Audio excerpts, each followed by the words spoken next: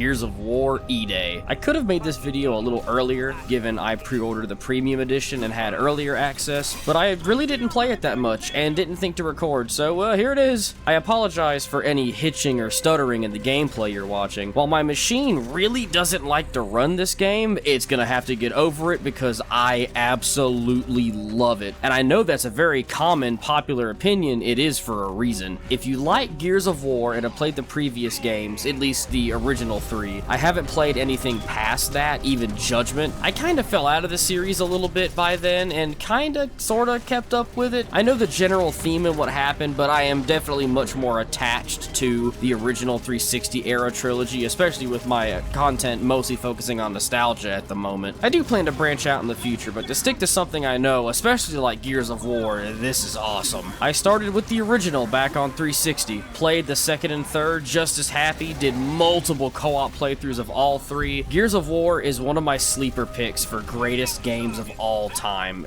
series at least, but Gears 2, oh my god. To focus on E-Day specifically, October 6th is when we're gonna get our hands on the entire game, but what little bit we got now, I'm already hooked. That's it. I'm saying to get it. I'm saying you're gonna enjoy it if you like the Gears of War formula, and even if you don't, this is a great place to jump in. It's as smooth as it's ever been. You can still do some funky cover hopping stuff, but just sprinting and now sliding, you can even jump. Dude, Marcus learned how to jump. You don't roadie run, and I'm a little sad about that. I kind of like running like my life depended on it, but you know, it's sprinting. I'll live. The gunplay feels great. They gave me the torque bow. That's basically all I need. And a Gnasher. You gave me my two favorite guns ever, and you don't expect me to glaze it? Hello? The Locusts look great. I don't like the little monkey dogs without their armor, but they gotta be there. I gotta have some Gnasher food. The heavy units feel like heavy units. You hear a boom across the map, you are gonna scatter, or at least you better. Those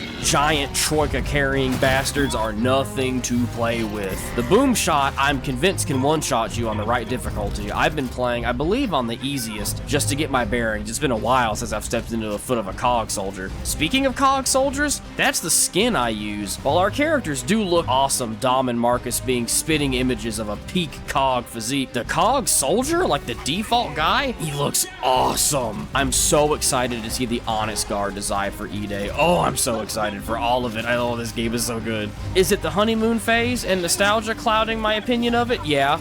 I mean, I'm not gonna deny that, yeah.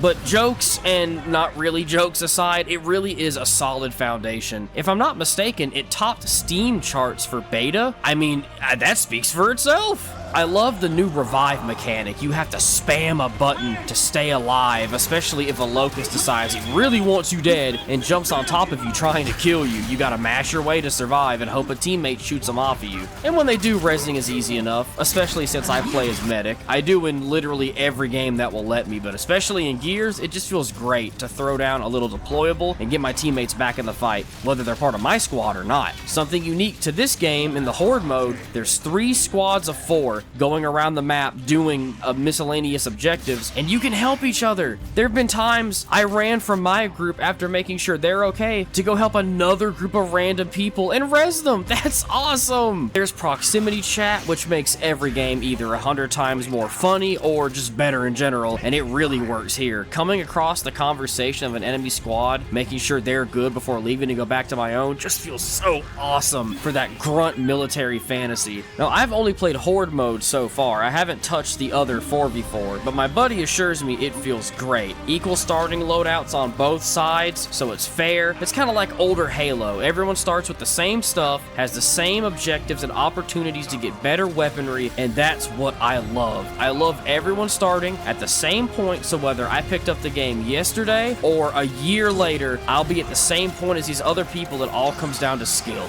You have 4 classes of Medic, Marksman, Breacher, and Assault, and unfortunately, I couldn't tell you what the other ones do. I'm stuck on Medic and will be until they're maxed out, and even then, I probably won't get off of them. I just love playing a supporting role in any game that I can. I love being the guy in the background, making sure my teammates can get in there and do what they need to do. The combat is active enough to where I feel like I'm being constantly engaged, but I'm not being overwhelmed. There's still downtime to take a second, get some ammo, reload, assess the situation, figure out what I'm doing, what my team is doing, and so on. The only negative I can think of off the top of my head really is just performance, which number one, it's a beta, and two, I don't have the best computer. I have good enough specs, but I mean, it's nothing groundbreaking. I'm not running a 4080 or anything, but it still does feel a little bad that I have to be on FSR 4 with performance enabled, and I still can barely get 80 FPS, but it's modern games. What are you gonna do? The progression system they promise will be classic. No battle pass, no fluff, just leveling up and getting kills, doing tasks will get me rewards, and that's what I want more of. I love being able to have maybe the Onyx Guard skin in the game will only be available for going on a, I don't know, 10 kill streak in multiplayer or something like that, you know? It just feels better. I don't have an inherent issue with shops in games, but I do much prefer having to actually unlock something, and the Gears devs are leaning into that philosophy.